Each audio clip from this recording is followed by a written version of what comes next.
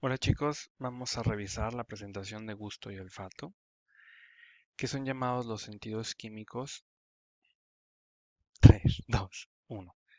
Hola chicos, vamos a revisar la presentación de gusto y olfato, los llamados sentidos químicos, que son denominados así porque la modalidad específica de sus receptores es química, es decir, responden a energía química o bien a moléculas químicas que están ya sea volátiles en el aire, es decir, que pueden viajar suspendidas en el aire a través de la cavidad nasal, o bien que tienen propiedades específicas para acoplarse a receptores que están en la lengua. En general, nosotros sabemos que al momento de comer, el olfato juega un papel importante, ya que cuando tenemos una congestión nasal, nuestra percepción gustativa, nuestra capacidad de percibir y distinguir los sabores, se ve disminuida, se ve afectada. Y también, por otra parte, por medio de condicionamiento, sabemos que cuando hemos estado expuestos al sabor de un platillo o de alguna fruta, de algún alimento en general, nosotros somos capaces de anticipar el sabor cuando percibimos el olor de este. Empecemos entonces por el olfato. Todos sabemos que el primer nervio craneal es el nervio olfativo, que tiene por un lado hacia la parte más anterior, es decir, más rostral, un pequeño engrosamiento, que es el bulbo olfatorio, perdón, que hacia la parte más anterior o rostral tiene un engrosamiento que se llama, que hacia la parte más anterior o rostral tiene un engrosamiento que es el bulbo olfatorio, y después el tracto olfatorio.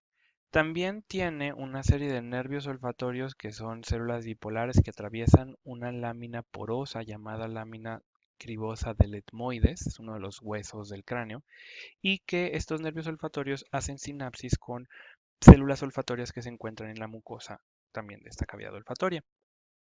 Estos receptores, los que atraviesan la lámina cribosa del etmoides, se recaptan en el adulto humano. Estos receptores olfatorios, que son estas células bipolares que veíamos que atraviesan la lámina cribosa del etmoides, en el ser humano se recambian aproximadamente cada mes o cada 2 meses. Las vías olfativas son estas que encontramos aquí. Inicialmente,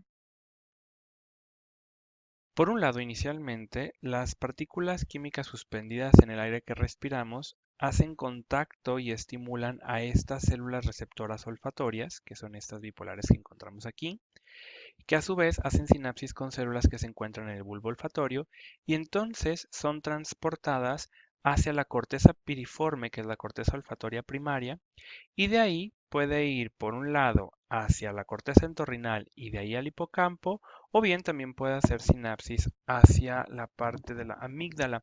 En todo caso, en el complejo amigdalino, el hipocampo, otra vía también va hacia el tálamo, pasando por el tubérculo olfatorio, son parte del llamado sistema límbico. De ahí que también el olfato sea un sentido que está muy relacionado con el procesamiento emocional.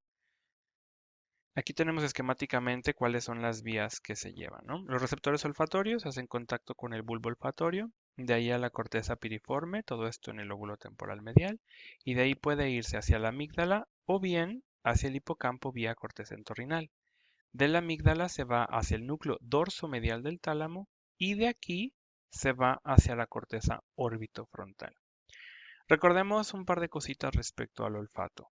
El olfato es un sentido muy primitivo. Nosotros como mamíferos bípedos tenemos un nervio olfatorio que es relativamente pequeño si lo comparamos con el de la rata, por ejemplo, que todos los animales cuadrúpedos al estar más cerca del piso procesan más el aspecto olfatorio.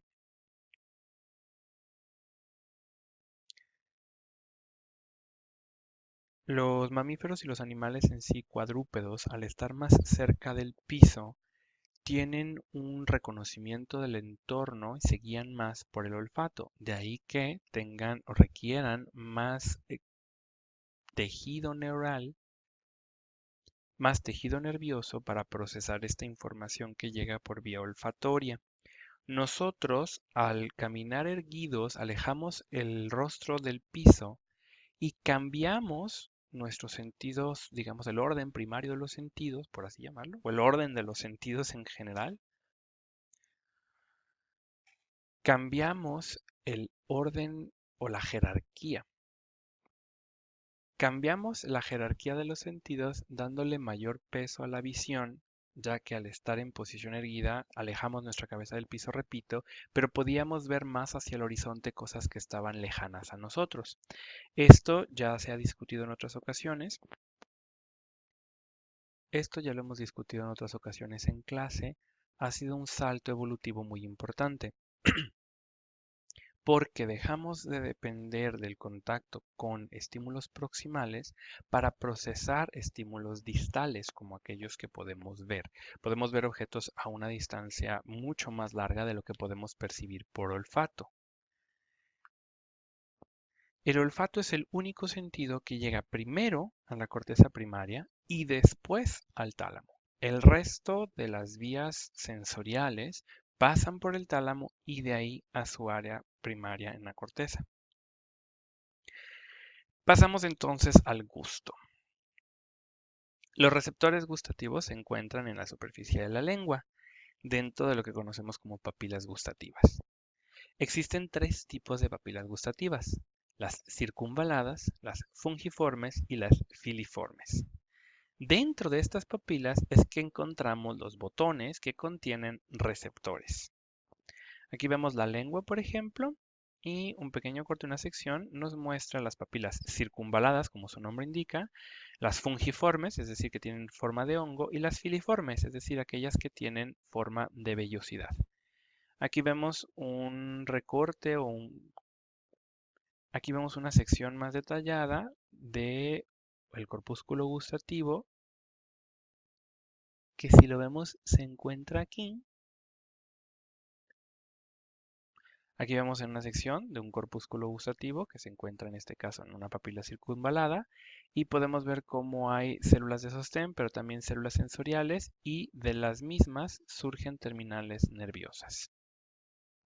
En sí, hoy sabemos que tenemos 5 sabores que podemos procesar: el sabor amargo, el sabor ácido, el sabor salado, el sabor dulce y un quinto sabor que se ha descrito como umami, que básicamente podría ser en español el sabor sabroso, es decir, no es un sabor en particular, sino una experiencia en donde alguno de los otros sabores resulta palatable, resulta agradable. Por tanto, este sabor es más un potenciador o modulador de los otros 4 sabores. De hecho, en la cocina asiática, particularmente en la japonesa, se añade mucho un condimento llamado Ajinomoto, que es sabor umami, que permite realzar el sabor de los otros 4 sabores. Este mapa que vemos aquí es donde se encuentra mayor sensibilidad a cada uno de los sabores, pero no quiere decir que sea exclusivo. Es decir, no quiere decir que yo únicamente perciba la parte ácida en las secciones laterales de mi lengua, sino que es donde más tengo densidad de receptores específicos para el ácido. Vamos a ver la vía gustativa. De la lengua, la información gustativa se va hacia el cerebro vía 2 nervios craneales. Por un lado, el séptimo par craneal o nervio craneal, que es el facial, y el noveno, el glosofaringio. Y además hay y además hay una vía complementaria que corresponde al décimo par craneal o nervio vago. Del núcleo del tracto solitario, la información viaja. Estos nervios van hacia la parte del puente, y aquí en el núcleo del tracto solitario llevan la información hasta el núcleo posterior ventromedial del tálamo. Si nosotros imaginamos el tálamo, recordemos que es una forma ovalada. Ventromedial, es decir, hacia abajo, hacia el vientre, a la línea media del cuerpo, y en la parte posterior, es decir, más hacia la nuca. Y de ahí viaja hacia la corteza gustativa primaria, que es el famoso quinto lóbulo o bien la ínsula. Aquí podemos verlo esquemáticamente. Vemos cómo están el nervio facial, el nervio glosofaringio, el nervio vago, haciendo sus relevos en el puente, y cómo surgen de aquí hasta el tálamo, y de ahí los vamos a encontrar que van hacia la ínsula, que es esta área de aquí, que se encuentra en la profundidad de la corteza, que es esta área de aquí que se encuentra en la profundidad de la cisura lateral o cisura de Silvio entre el entre el lóbulo temporal y el lóbulo frontal y parietal. ¿Ok?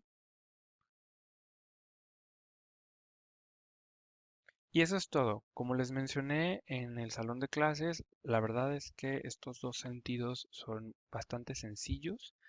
Se explican normalmente juntos porque es muy ágil su presentación, pero además pues porque van interrelacionados. Cualquier duda les recomiendo, bueno, pueden contactar. Cualquier duda la podemos ver en clase. Les recomiendo de cualquier manera hacer una lectura ya sea en el Pinel, en el pequeño Candel o Candelito, el de neurociencia y conducta, o bien algún otro libro que encuentren sobre neurociencias en general o neuropsicología.